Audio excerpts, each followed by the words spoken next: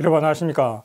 제2차 미북 정상회담이 결렬되고 난 이후 그 회담 결렬 배경과 관련한 내용이 하나둘씩 미국 언론을 통해서 알려지고 있습니다. 오늘은 그 문제를 조금 더 종합적으로 여러분들께 말씀드리려고 합니다. 제가 어저께 이 미북 베트남 하노이 회담에서 트럼프 대통령이 비핵화와 관련된 문서를 김정은에게 건네주었다 하는 내용을 말씀드린 적이 있습니다. 이 내용은 뉴욕타임스를 통해서 알려지게 되었는데요.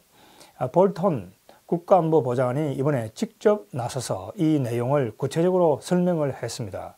그러니까 3월 3일 미국 현지 시간으로 일요일 날 미국 방송에 나와가지고 그 이야기를 했습니다. 자, 그래서 볼턴이 미국의 CBS, 폭스뉴스, 그 다음에 CNN 이 세 곳과 동시에 인터뷰를 하면서 그 내용을 구체적으로 설명을 했습니다.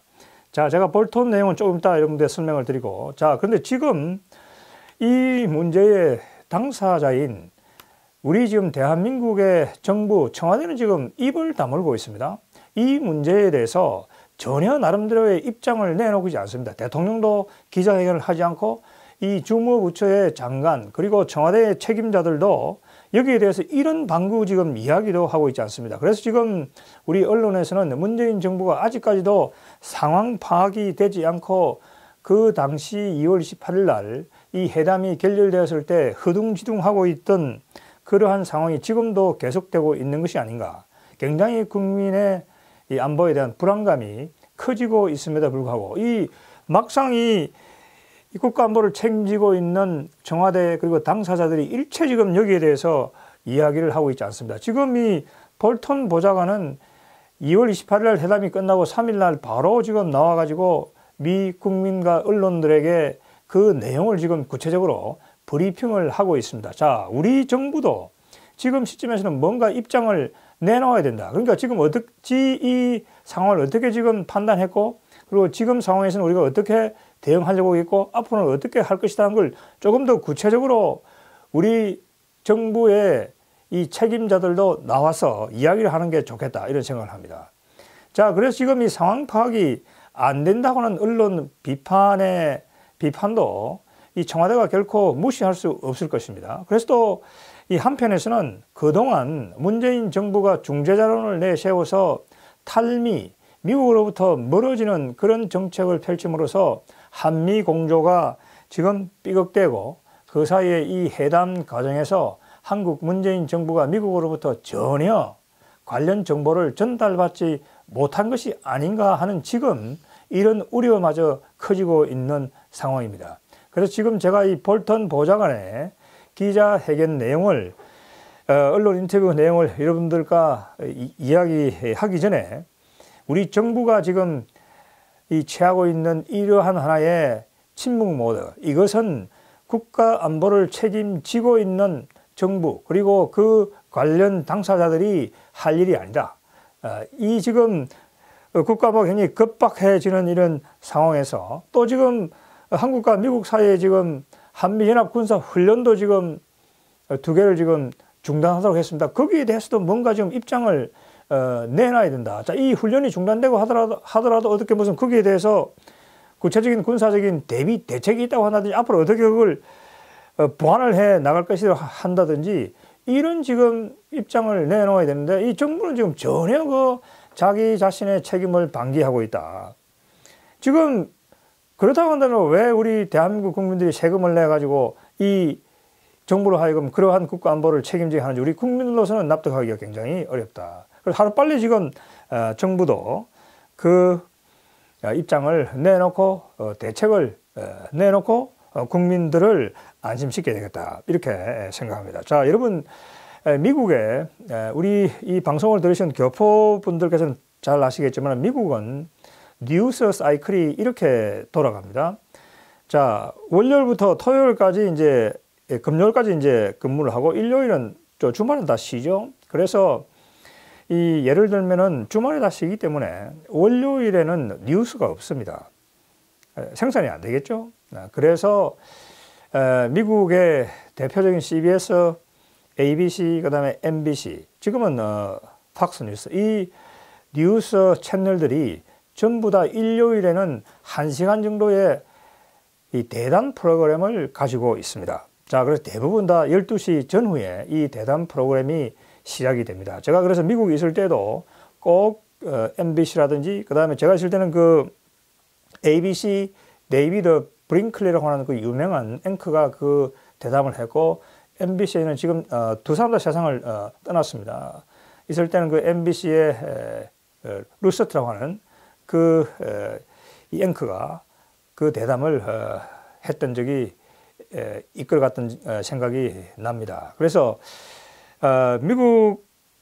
미국인들이 그 일요일이 되면은 이 방송사에서 이야기하는 대담 프로를 많이 전부 다 봅니다. 그러면 그 대담 프로에 대통령, 부통령, 상원의원, 하원의원, 또 이 볼턴, 이러한 사람들이 모두 나와가지고 일요일에 대담 프로에서 국민들이 궁금해하는 사항에 대해서 앵커들과 대담을 통해서 그걸 전부 다 이야기를 해줍니다. 그렇게 되면은 일요일 날 대담 프로에 나온 이야기가 그게 전부 다 활자가 돼가지고 월요일자 미국 신문에 일제히 실리게 되는 겁니다. 그게 이제 미국의 대체적인 뉴스 사이클이다, 이렇게 보시면 되겠습니다. 그 다음에 이 볼턴이 하는 것처럼 특별한 정상회담이 있었다, 그 다음에 국가적으로 중요한 이슈가 있었을 경우에는 반드시 그것을 담당하는 부처의 책임자가 언론에 나와서 국가 안보를 그 해치지 않는 범위 내에서 반드시 국민들에게 소개를 해준다 하는 것을 우리가 알 수가 있습니다. 역시 미국은 민주주의의 나라이다. 국민과 소통을 중시하는 그러한 나라이다. 그러니까 트럼프 대통령도 회담이 끝나고 나서 그 회담과 관련된 자신의 어떤 그 입장을 아주 구체적으로 국민들에게 널리 알리고 있는 것입니다. 이것은 국민들에게 그 내용을 알려주는 것과 동시에 또 국민들을 설득해야 되는 것이죠. 국민들과도 공감대를 형성을 해 나가야 된다고 하는 얘기죠. 또 그러한 입장을 내놓음으로 해서 거기에 동의하지 않는 또 언론이라든지 전문가들의 또 견해도 들어서 또 그걸 다음에는 보완해 나가야 된다고 하는 아주 미국 민주주의의 아주 전형적인 그런 모습을 보여주는 것입니다. 그래서 미국 대통령이 가지고 있는 권력은 그 제도가 주어지는, 그 대통령은 자리가 주는 그런 권력도 중요하지만은 트럼프 대통령의 경우에 보는 것처럼 트윗을 한다든지, 그 다음에 연설을 한다든지, 그 다음에 언론과 인터뷰를 한다든지, 이걸 우리가 설득 권력이라 이렇게 부릅니다. 그러니까 대통령의 그 자리에 만족하지 않고 그러한 자신의 입장이나 정책을 국민들에게 적극적으로 설득해 나가려고 하는 그런 노력, 그걸 우리가 설득 권력이라고 부릅니다. 자, 그렇게 본다고 한다면은 한국의 이 정치라고 하는 것은 그러한 설득 권력이라고 하는 측면에서는 굉장히 부족하다, 이런 생각이 듭니다. 그리고 한국의 민주주의가 제대로 운영이 되기 위해서는 이 대통령이 됐든 국회의원이 됐든 여당 대표든 야당 대표든 나와가지고 자신들의 입장을 분명하게 이야기를 해야 되는데, 이러한 논의가 한국에는 아주 활발하게 진행이 되고 있지를 못한 것입니다. 자, 그래서 여러분, 우리 지금 매체 중에서 유튜브를 많은 한국에 계신 분들이 보는 이유는 그런 데에 대한 하나의 갑갑증이라 할까요? 그런 것들이, 그러한 알권리가 해소가 되지 않기 때문에 지금 이런 유튜브의 다양한 어떤 평론들을 보고 있다, 이렇게 생각합니다. 그래서 제가 볼 때 우리 사회도 이 민주주의가 제대로 운영이 되기 위해서는 이 문제를 직접 담당하고 있는 정부의 관리들이 나와서 그 과정을 설명하고 자신들의 입장을 이야기하고 자신들의 전략이 무엇인지 이런 것들을 이야기를 하고, 또 거기 언론이 거기에 대해서 긍정적으로 부정적으로 평가를 하고, 또 국민들도 그걸 보면서 자신들의 어떤 견해를 또 만들어내고, 그래서 그게 여론이 형성이 되면서 이게 미국처럼 이 잘된 것은 더 잘된 방이라고 하고 못된 것은 또 수정해 나가는 이런 노력이 필요하다, 이렇게 생각합니다. 이 대한민국이나 미국의 민주주의가 북한보다 더 여러분 훌륭한 이유는 바로 그러한 결정을 국민들에게 내놓고 이야기하고, 그것이 잘 될 경우에는 평가를 받고 못 될 경우에는 또 수정을 할 수 있는 그러한 자체의 조정 기능을 가지고 있기 때문에 한국과 이 미국의 민주주의가 북한이나 저런 전체주의보다는 훨씬 더 강력하고 힘이 있다고 하는 것이죠. 그러니까 한국은 이 미국과는 달리 우리가 가지고 있는 그런 장점을 최대한 활용하지 못한다고 하는 것이 대단히 안타까운 것입니다. 자, 지금 이건 하노이 여러분 회담을 보셔서 아시지만은 김정은이가 자기 혼자 이런 식으로 결정을 하다가 완전히 그냥 트럼프한테 한 방에 그냥 그냥 이런 지하에 거절을 지금 당한 그런 상황이 전개되고 있는 것이죠. 그래서 우리 지금 사회에 있는 정치인들도 그리고 그 중요한 자리에 있는 그런 사람들도 이러한 문제와 관련해서는 입장을 내놔야 된다. 그리고 거기에 대해서는 숨기지 말고 국가안보를 해치지 않는 범위에서는 나와서 설명을 해야 된다. 자, 그러한 과정이 전혀 없으니까 지금 이게 상황 파악이 제대로 되고 있지 않다. 아무런 지금 대책이 없다. 그 다음에 한국과 미국 사이에 공조가 지금 어긋나가지고 정보도 제대로 받고 있지 못하다. 또 심지어는 북한 눈치 때문에 지금 아무런 지금 입장도 내놓지 못한다. 이런 지금 비난이 쏟아지고 있는 것입니다. 그렇기 때문에 이 문재인 정부도 이러한 비판을 인식하고 거기에 볼턴처럼 적극적으로 대처할 필요가 있다. 이렇게 생각합니다. 자, 여러분 제가 표를 하나 가지고 왔어요. 자, 여러분 표를 보시면은 트럼프가 이번에 김정은에게 건넨 빅딜 문서 내용을 이 볼턴이 이야기했습니다. 자, 볼턴은 트럼프 대통령이 하노이 회담에서 김정은에게 한글과 영문으로 된 2개의 문서를 빅딜 문서를 건넸다고 합니다. 자, 그 빅딜 문서 내용에는 자, 우선 비핵화 대상이 포함되어 있다고 합니다. 거기에는 핵무기, 미사일, 핵물질, 그 다음에 생화학무기도 이번 폐기 대상에 포함시켜서 트럼프 대통령이 김정은에게 줬다고 합니다. 그래서 이번에 트럼프 대통령이 이 김정은에게 건넸다고 하는 그 빅딜 문서는 북한에 대해서 미국이 완전한 비핵화를 요구했다고 합니다. 그러니까 그 내용은 제가 말씀드린 대로 이 비핵화 대상이 되는 모든 시설에 대해서 사찰과 검증을 해야 된다.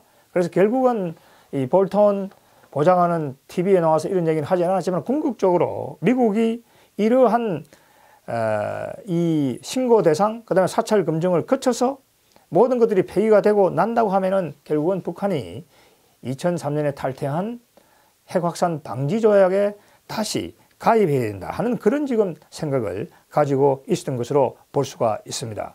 그래서 대단히 이번에 강력한 그러한 비핵화, 아주 전면적인 비핵화를 이러한 빅딜 문서를 통해서 하노이 회담에서 김정은에게 트럼프 대통령이 전달했다고 하는 것을 볼턴 보좌관의 이번 인터뷰를 통해서 밝혀지고 있습니다. 자, 그 다음에 그러면 미국은 북한에 뭘 지금 제시를 했느냐. 상응 조치로서 그것은 볼턴 보좌관은 북한 경제 발전을 위한 아주 거대한 미래상을 제시했다. 그러니까 이런 완전한 이 비핵화가 이루어진다 한다면은 단순한 제재 해제뿐만이 아니고 북한이 계획과 개방을 통해서 완전히 발전할 수 있는 그러한 비전, 그러한 지원을 하겠다 하는 구상을 구체적으로 김정은에게 밝혔다고 합니다. 이것이 이번 볼턴 보좌관이 미국 언론에 나와서 하노이에서 트럼프 대통령이 김정은에게 건넨 빅딜 문서의 내용이 되겠습니다. 자, 이것은 우리가 지금까지 예상했던 것보다는 훨씬 그 수준을 뛰어넘는 아주 강력한 그러한 북한에 대한 비핵화 요구였다 하는 것을 우리가 알 수가 있습니다. 그래서 이런 것들이 이루어지지 않는다고 한다면 트럼프 대통령은 북한에 대한 유엔 제재와 그 다음에 미국의 단독 제재는 해제할 수가 없다. 그래서 이 제안을 김정은이가 하노이 회담에서 거부했기 때문에 바로 그 자리에서 트럼프 대통령이 회담을 중단하고 걸어 나왔다 하는 것이 지금 볼턴 보좌관의 이야기입니다. 자, 그리고 볼턴 보좌관은 일부에서 이 회담이 결렬된 것을 실패로 평가를 하지만 자신은 절대로 그렇게 평가하지 않는다. 그러니까 볼턴 보좌관이 보기에 미국의 원래부터의 목표는 북한의 완전한 비핵화였다. 그래서 그 완전한 비핵화를 이 빅딜 문서를 통해서 트럼프 대통령이 김정은에게 제시를 했고 김정은이 그걸 받아들이지 않음으로 해서 또 김정은이 그걸 받아들일 의사가 없음으로 해서 그 회담이 중단되었다. 그리고 미국은 북한이 핵을 폐기하기 이전까지는 절대로 이 제재를 해제할 수가 없다 하는 점을 볼턴 보좌관이 다시 한 번 더 강조하고 있습니다. 그리고 이 볼턴 보좌관이 이번 인터뷰에서 한 이야기는 트럼프 대통령이든 볼턴 보좌관 자기 자신이든 시간은 미국 편에 있다 이렇게 생각하고 있다 하는 점을 분명하게 이야기를 했습니다. 그래서 이번 회담에서 이 김정은이가 저번에도 말씀드렸지만은 시간이 급한 것은 북한이다 이렇게 이야기를 했다고 하는 것입니다. 그러니까 트럼프 대통령과 볼턴 보좌관은 시간은 미국 편이다. 제재를 아주 강하게 해두고 북한이 핵을 폐기하지 않으면은 그 제재를 풀지 않으면은 북한은 지금 견디기가 어려울 것이다. 그래서 이번 회담을 결코 일부에서 이야기하는 것처럼 실패라고 하는 것으로 받아들일 수가 없다. 그리고 볼턴 보좌관이 하는 이야기는 이 빅딜 문서를 받아든 김정은이 엄청난 충격을 받았다 하는 이야기를 하고 있습니다. 자, 그러면은 여기 지금 김정은은 이 빅딜 문서에 대해서 어떤 제안을 했느냐?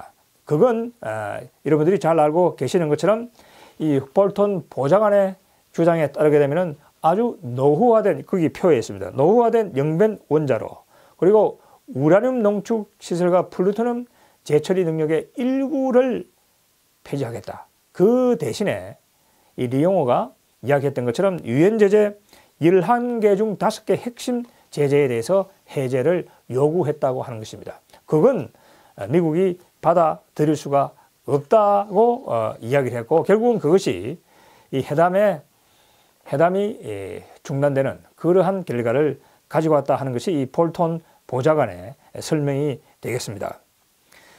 자, 여러분 지금 또 제가 표를 하나 더 거기에 올려 두었습니다. 자, 그러면은 지금 이 볼턴 보좌관이 지금 설명하는 이러한 미국 외교정책 결정 과정, 이것을 우리가 어떻게 조금 이론적인 관점을 가지고 이해할 수 있을지, 이것도 제가 조금 여러분들께 설명을 해드리고자 합니다. 여러분 그 표에서 보시는 것처럼 이 그레이엄 앨리슨이라고 하는 이 하버드 대학의 교수가 1971년에 쿠바 미사일 위기를 연구하면서 쓴 그 책이 있습니다. 그게 이제 Essence of Decision이라고 해서 어떤 결정의 어떤 본질이라고 할까요?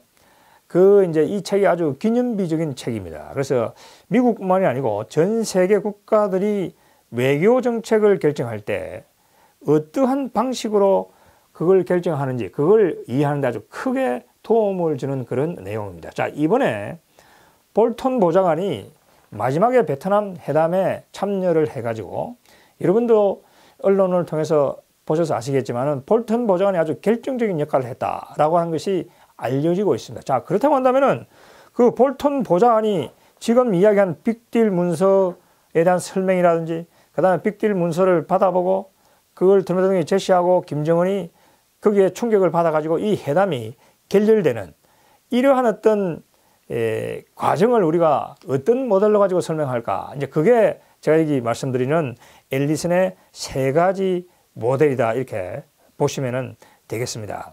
자, 첫 번째가 뭐냐면은 합리적 행위자 모델입니다. 국가 이익 모델이죠. 그러니까 어떤 나라든지 정해진 국가 이익이 있다고 하는 겁니다. 과거에 왕이라든지 이런 국가 대통령, 국가 지도자가 나름대로 자기가 참모들과 합의를 해가지고 어떤 국가 이익을 사전에 정해놓고 단일한 어떤 국가 이익을 가지고 외국과 협상을 해 나간다고 하는 것이죠. 그게 이제 하나의 이제 국가 이익 관점에서 보는 국가 이익 모델이 되겠습니다. 자, 두 번째가 조직 과정의 모델입니다. 자, 이것은 뭐냐면은 어떤 조직이든지 나름대로의 미리 정해놓은 매뉴얼이 있죠. 그걸 표준 운영 절차, 우리가 이제 SOP라고 이렇게 부르죠. 그래서 예를 들면은 A라고 하는 나라의 군대가 적으로부터 그 자기 전방에 있는 적으로부터 이 공격을 받았다. 그러면 교전 수칙을 다 가지고 있죠. 그 교전 수칙, 그 매뉴얼에 따라서 바로 즉시 대응을 하도록 되어 있습니다. 그게 이제 우리가 이 SOP 모델이다 이렇게 흔히 부르죠. 그러니까 조직이 가지고 있는 그 나름대로의 어떤 매뉴얼, 그 수칙에 따라서 대응을 해 나가는 것이죠. 그러니까 상당히 융통성은 없다 이렇게 봐야 될 겁니다. 그러니까 예를 들면은 잠수함에서 이 미사일을 발사해야 된다. 그럼 그 미사일이 적이 뭔가를 하게 되면은 그 A, B, C, D의 어떤 상황을 판단해 가지고 그 예를 들면 그 안에 있는 장교 세 사람이 합의를 한다. 그러면 발사할 수 있다. 그게 이제 이 매뉴얼에 의한 하나의 외교정책 결정이 되겠습니다. 자, 그런데 앨리슨이 지금 여기서 강조하는 모델은 세 번째 모델입니다. 그게 이제 관료 정치 모델이 되겠습니다. 자, 이번 이 베트남 정상회담 과정을 보게 되면은 볼턴 보좌관과 폼페이오 국무부 장관 사이에 의견 대립이 있다고 하는 얘기죠.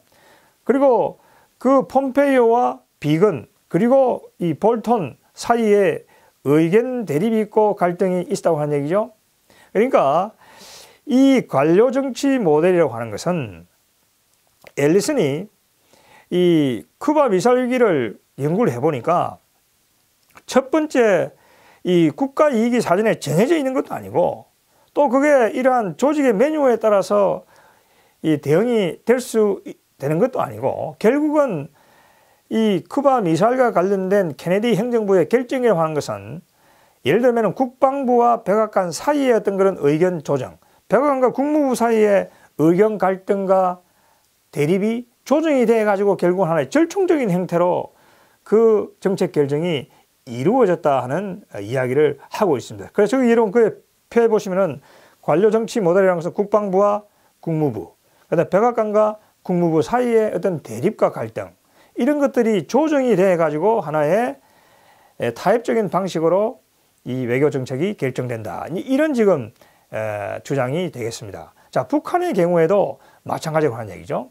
북한 내부에도 이 태영호사선 책을 보게 되면은 한국 중시파와 미국 단판파가 존재한다고 하는 얘기죠. 그러니까 외무성을 중심화하는 미국 단판파, 그다음에 통일 전선부를 중심화하는 한국 중시파, 이러한 북한 내부 정책 결정 그룹들이 다양한 이견을 내놓고 거기에 일종의 의견 대립을 보인다고 하는 얘기죠. 그렇지만 궁극적으로는 김정일이나 김일성이나 김정은이가 결정을 하겠죠. 그러나 이러한 정책 결정으로 가는 과정에서 그 내부의 의견 대립이 있다 하는 것은 이 관료 정치 모델을 통해서도 확인될 수 있고 그것이 적용될 수 있다 이렇게 볼 수 있는 겁니다. 자, 그래서 이번 하노이 회담으로 가는 그 과정에서도 볼턴과 이 폼페이오 국무부 사이에 의견 대립이 있었다고 하는 겁니다. 그래서 결국은 마지막에 그 확대회의를 할 때는 볼턴도 참석하고 폼페이오도 참석하게 되고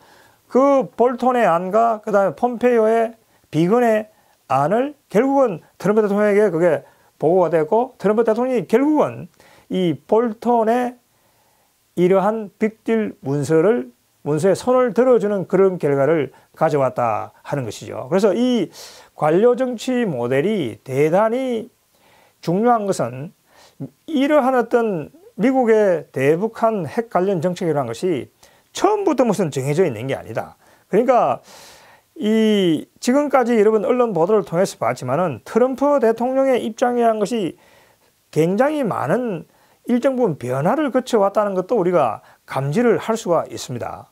그렇지만은 이 하노이 결정적인 그 회담에서는 이 관료 정치 모델에 따라서 백악관 국가안보 보좌관인 볼턴의 목소리가 결국 입장이 트럼프 대통령 결정에 결정적인 영향을 미쳤다. 그래서 이 관료 정치 모델이라고 하는 관점을 가지고 여러분이 북핵 회담이라는 걸 보게 되면은 상당한 우리가 이것을 이론적으로 그리고 하나의 틀을 가지고 분석하는데 많은 도움을 얻을 수가 있습니다. 여러분 예를 들면은 1948년에 트루먼 대통령 당시에 미국 행정부가 주한미군을 철수하기로 결정합니다. 그런데 그때도 국방부는 주한미군을 국방비가 줄어들기 때문에 철수해야 된다라고 주장을 하고 미 국무성은 아니다. 한국은 대한민국이라고 한 것은 미 군정이 들어가 가지고 그 다음에 거기서 유엔을 통해서 자유선거를 통해서 성립된 국가이기 때문에 미국의 국가 위신이 걸려 있고 미국의 정치적인 하나의 그러한 하나의 이익이 걸려 있다. 그리고 군사적 이익만 봐서는 안 된다. 그렇게 해가지고 그 국가안보 회의 그 문서 NSC 8을 보게 되면은 그 국무부와 그 다음에 국방부가 주한미군 철수를 두고 거기서 굉장한 커다란 갈등을 하고 있는 걸 볼 수 있습니다. 그것도 전형적으로 그레이엄 앨리슨이 이야기하는 이 관료 정치 모델, 뷰로크라틱 폴리틱스 모델을 통해서 이것을 설명을 할 수가 있는 겁니다. 그 외에도 우리 한국의 경우에도 그런 우리가 입장에서 이 문제를 볼 수가 있을 것입니다. 통일부와 그다음에 국방부의 입장이 다르고 그다음에 외교부와 통일부의 입장이 다를 수가 있겠죠.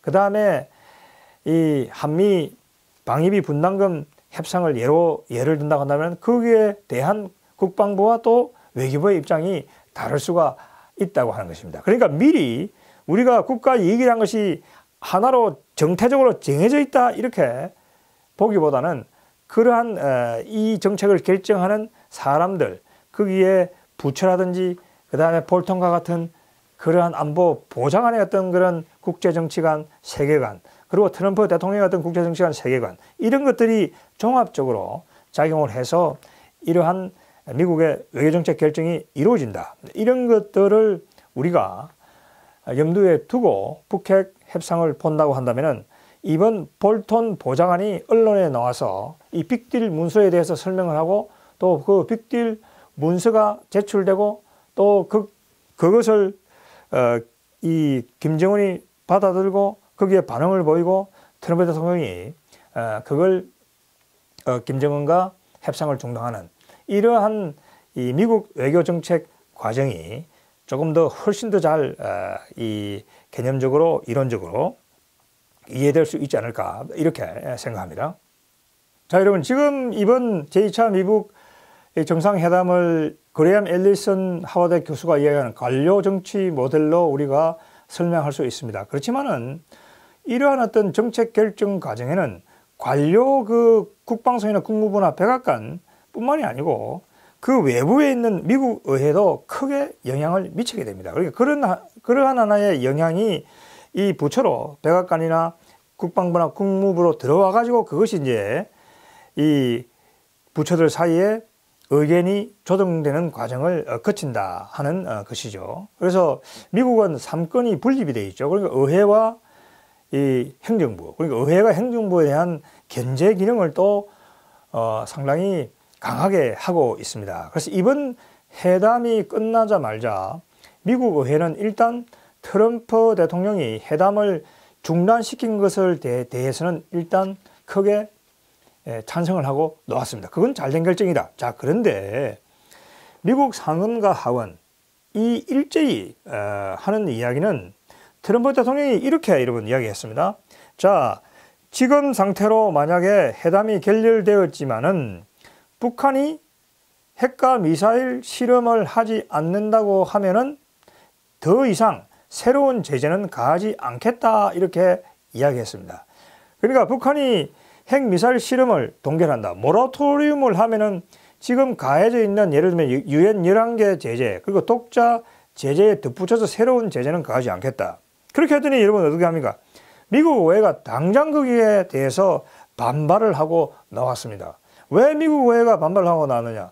자, 지금까지 북한이 그러면은 핵과 미사일 실험을 하지 않는다고 해서 북한의 핵 활동이 중단된 것인가? 의회가 볼 때는 그렇지 않다고 하는 것이죠. 그렇기 때문에 트럼프 대통령이 이야기하는 제재를 더 이상 하지 않는다라고 하는 것은 잘못되었다.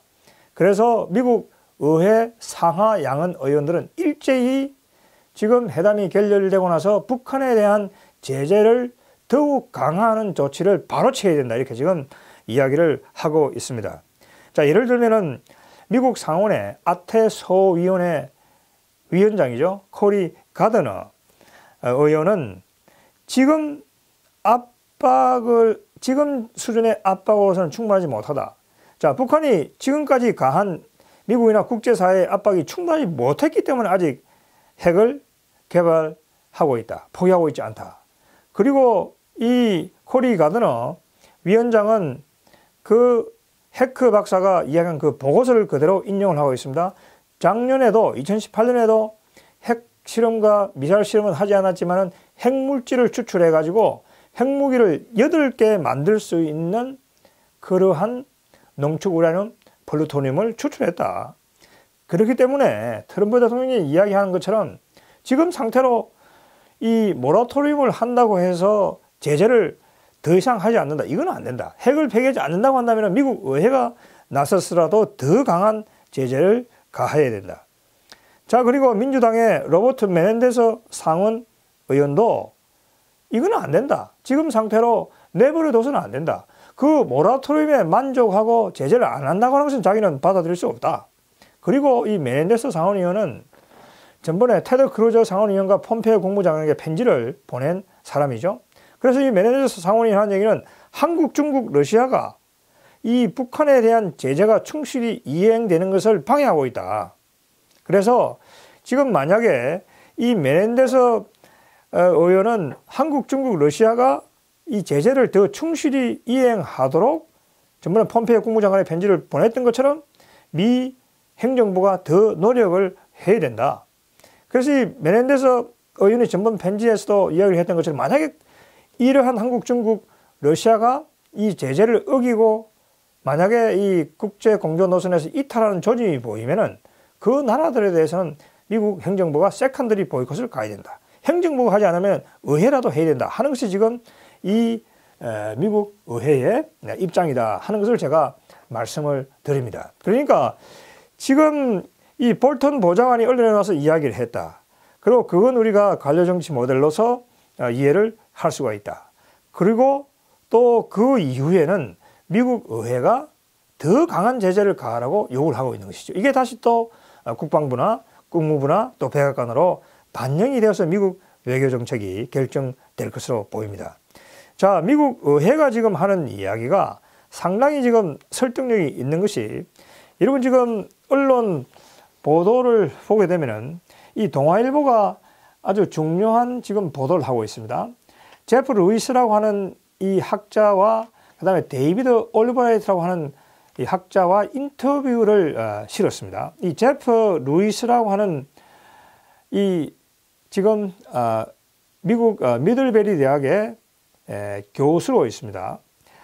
이 사람이 어떤 사람이냐면 2018년 7월에 그 평안남도 남포시 천리마 구역에 있는 강선이라고 하는 북한이 지금 비밀리에 개발해둔 그 설치해둔 농축 우라늄 시설을 이 사람이 확인을 했습니다. 그래서 어떻게 확인했느냐 그랬더니 그 강선 지역 일대의 열 화상 이미지를 볼 때 그 주변에 여러분 눈들이 다 녹았다고 하는 얘기죠. 거기서는 뭔가 이러한 농축 우라늄 이 작업이 활동이 계속되고 있다 하는 것을 이 제프리 루이스 국장이 확인을 했습니다.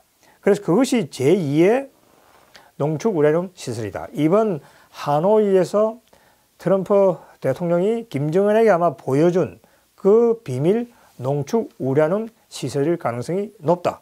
자, 그런데 지금 이 제프리 루이스라고 하는 이 사람은 여기 말고도 그 북한이 핵시설을 제3, 제4의 농축 우라늄 비밀 시설을 가지고 있을 것이다 이렇게 보고 있습니다.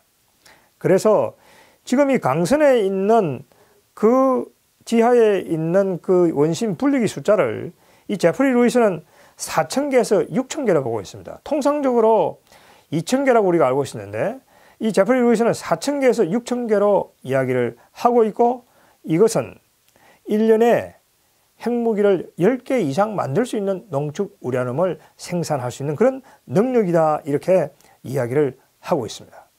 지금 실질적으로 엄청난 이 북한의 비밀 핵시설이 지금 강선에 숨어 있다. 거기서 비밀리 하고 있다는 걸 알 수 있는 것이죠.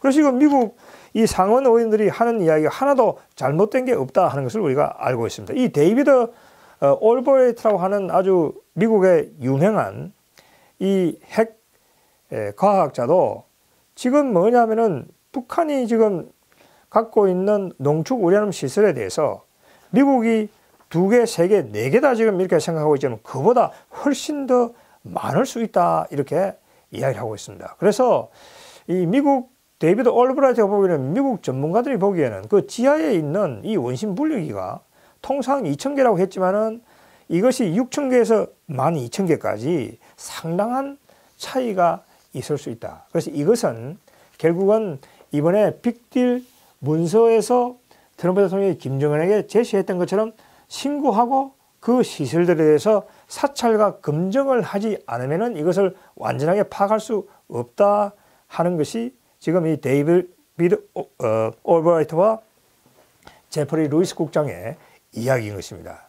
그래서 지금 미국 의회가 이렇게 강경하게 나오는 것도 우리가 충분히 이해할 수 있고, 그리고 미국 의회도 아무런 근거 없이 이야기를 하는 것은 아니다. 지금 데이비드 올브라이트라든지 제퍼리 루이스와 같은 그런 전문가들이, 또 해커라고 하는 전문가들이 이야기하는 그러한 아주 자료들 바탕으로 해서 이야기를 하고 있다 하는 것을 우리가 잊어서는 안 되겠습니다. 자, 그 다음에 지금 이 회담 결렬과 관련해서 세상일께서도 여러 번 말씀을 드렸습니다만, 이것이 1986년 미국과 소련, 레이건과 고르바초프 사이에 있었던 레이카비크 정상회담과 상당히 유사할 수 있다.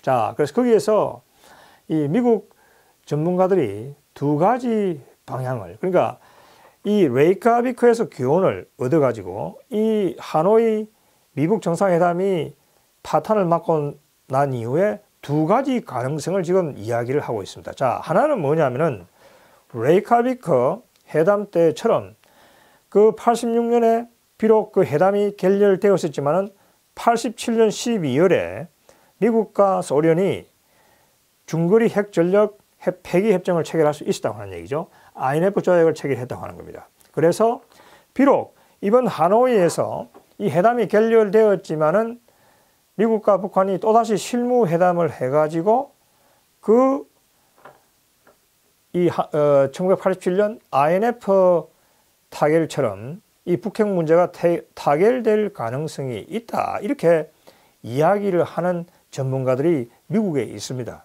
그러한 보도를 여러분들께서 보셨을 겁니다. 저는 거기에 동의하지 않습니다. 그 전문가의 이야기는, 그런 주장은 이 1986년 레이카비크 정상회담 과정을 제대로 잘 이해를 하고 있지 못한 것입니다.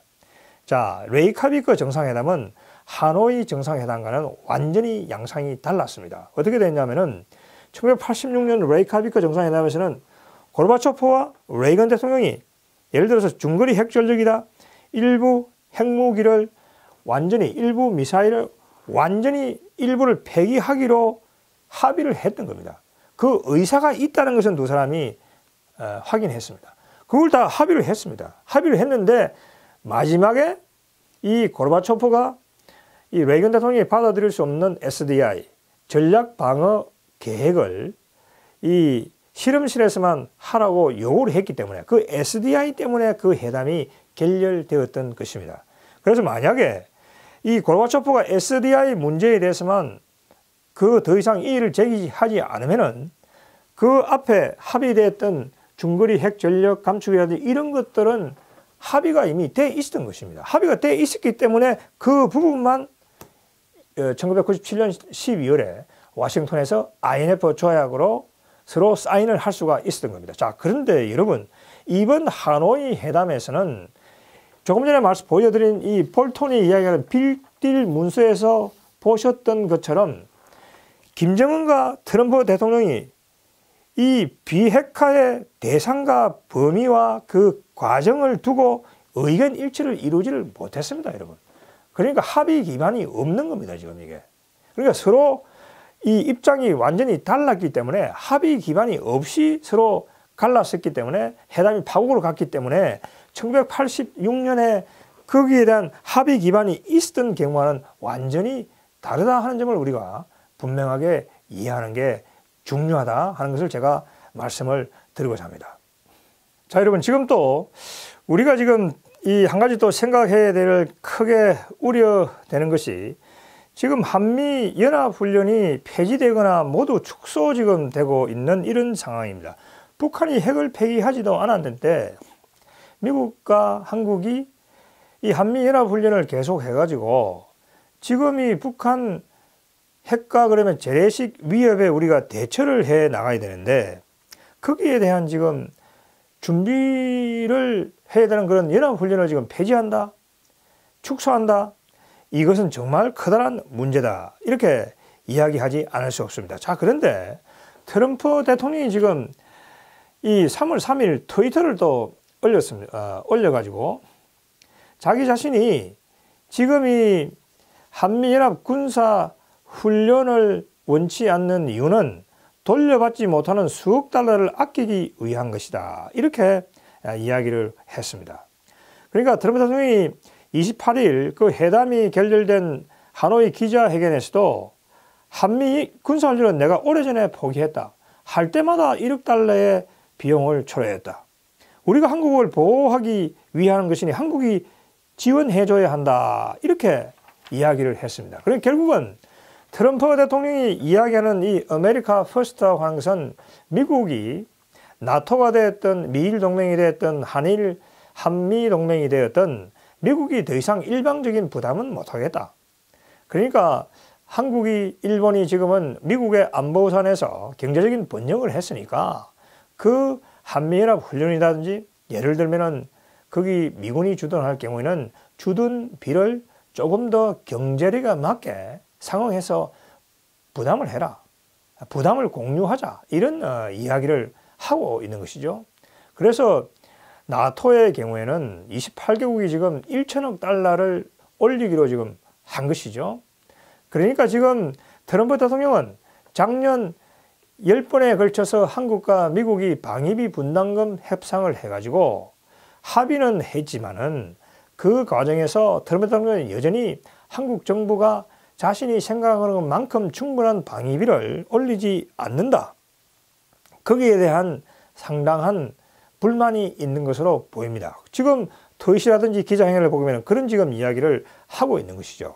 그래서 제가 볼 때 이 문제는 문재인 정부가 조금 더 적극적으로 그때 대응을 했어야 했다. 이렇게 생각합니다. 그러니까 그 한미 연합훈련이라고 하는 것이 우리 국가 안보에 도움이 된다고 하면은 우리가 그 일본이 그 방위비 분담금을 갖다가 방위비 분담금을 하지 않고 일본은 그걸 배려 예산이라고 부르는 것이죠.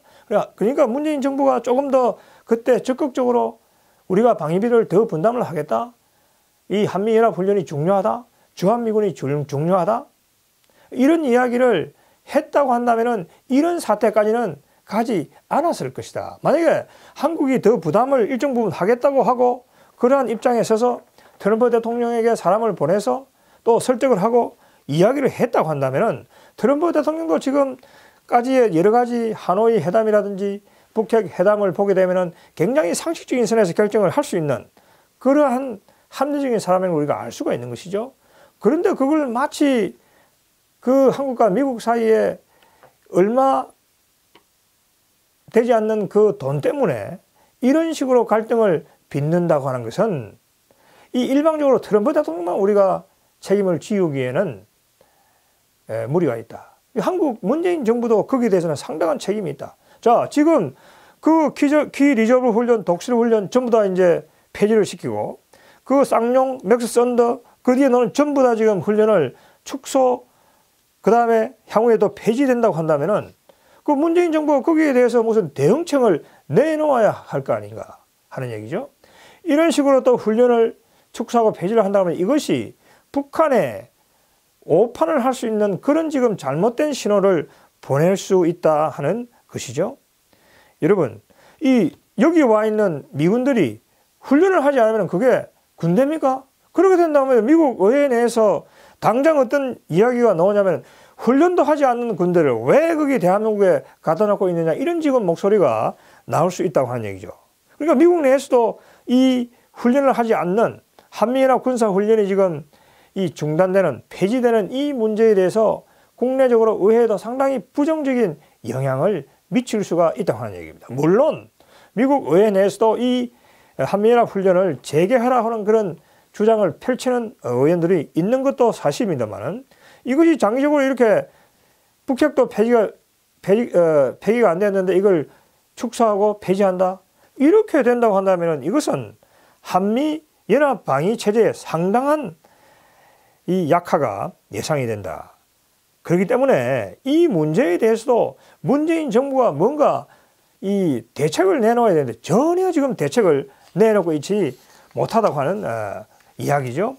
그러니까 지금 이런 연합훈련이 여러분 폐지가 된다고 한다면은 재래식이나 이 핵 그런 공격에 대해서 유사시 우리가 반격을 하고 거기에 대해서 대비를 해야 되는데 그런 것들이 평시에 갖추어져 있지 않는다고 한다면 우리 국가안보가 크게 위협을 받을 수밖에 없다.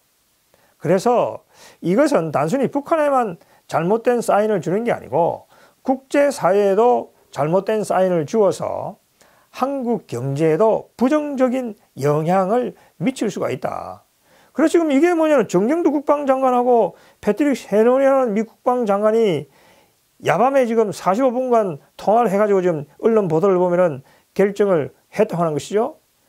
아니, 어떻게 하다가 지금 한미 관계가 이 지경까지 왔는지 도대체 납득하기 어렵다고 하는 것입니다. 우리 국민들은. 그래서 문재인 정부가 자꾸 더 이상 탈미 노선을 펼 게 아니고 이런 문제와 관련해서는 한미 연합훈련이 폐지되고 축소된다고 하면 거기에 대한 대책을 내놓아야 된다. 트럼프 대통령을 설득을 해서라도 뭔가 지금 한미 북핵이 완전히 폐기가 안 됐는데 그와 관련된 그러한 이걸 강화시킬 수 있는 노력을 하는 것이 중요하다.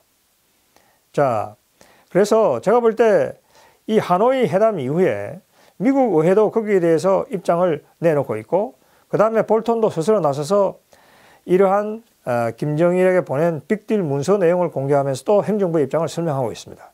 자, 이런 일련의 사태에 대해서 문재인 정부가 지금은 답을 내놔야 됩니다. 자, 하노이 회담 결렬에 대해서 어떤 입장을 가지고 있는지, 그 다음에 앞으로 북핵 폐기 정책과 관련해서는 문재인 대통령이 중재자 그 얘기를 하지 말고 구체적으로 더 이상 어떻게 할 것인지, 그 다음에 한미연합 이 군사훈련이 지금 일일이 이 줄줄이 폐지되고 이 지금 축소되고 있는데 거기에 대한 문재인 정부, 우리 국방부의 대책은 무엇인지 이런 걸 내놓고 국민들을 안심시키는 것이 이 국정을 떠맡고 있는 정부가 해야 될 일이다. 이렇게 생각합니다. 자, 여러분 오늘은 여기까지 하도록 하겠습니다. 감사합니다.